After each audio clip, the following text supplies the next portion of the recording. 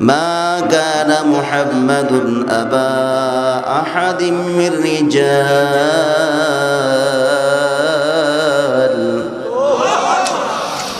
ওয়ালাকিন রাসূলুল্লাহি ওয়া খাতামান নাবিয়্যিন ওয়া কানা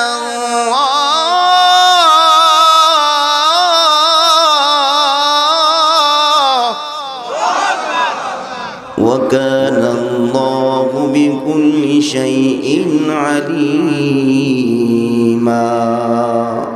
আল্লাহ জানিয়ে দিলেন মা কানা মুহাম্মদ তোমাদের মতো মানুষ না, মুহাম্মদ তোমাদের বাবাও না, তোমাদের মতো সাধারণ কোনো মানুষ না, তোমাদের পিতৃও না, তোমাদের কারো আত্মীয় স্বজন যদি হয় তারপরে মুহাম্মদ তোমাদের মতো নয়। আল্লাহ জানাই দিলেন খাতামান নবীন, আমার নবীকে সর্বশ্রেষ্ঠ রাসূল, সমস্ত নবীদের সর্দার, ইমামুল মুরসালিন। জোরে কোন সুবহানাল্লাহ।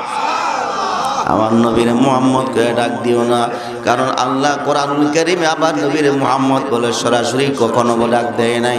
আল্লাহ নবীরে আল্লাহ বলছে ইয়া আইয়ুহার রাসূল, ইয়া আইয়ুহাল মুদ্দাসসির, ইয়া আইয়ুহাল মুজাম্মিল। আল্লাহ কখনো মুহাম্মদ বলে কোরআনুল কারীমে আল্লাহ নবীরে ডাকে নাই। জোরে কোন সুবহানাল্লাহ।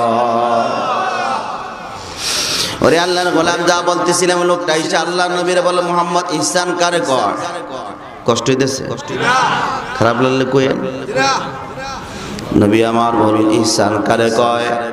আল্লাহ নবী বলেন আনতা আবুদাল্লাহ কাআন্নাকা তারা। আল্লাহ জানাই দিলেন তোমরা, আল্লাহ নবী বলতে লাগলেন তোমরা আল্লাহর ইবাদত করো, যেমন ভাবে খেয়াল করবা তুমি আল্লাহকে দেখতেছ। আল্লাহরে দেখে দেখে ইবাদত করবা। উসমান হারুন রাহমাতুল্লাহি আলাইহি প্রখ্যাত বুজুর্গ মানুষ ছিলেন। এমন ভাবে নামাজ পড়তেন, 2 রাকাত নামাজ পড়তে তার অনেক সময় লাগতো, প্রায় 1.5-2 ঘন্টার সময় পার হয়ে যাইত। সুবহানাল্লাহ কয় না?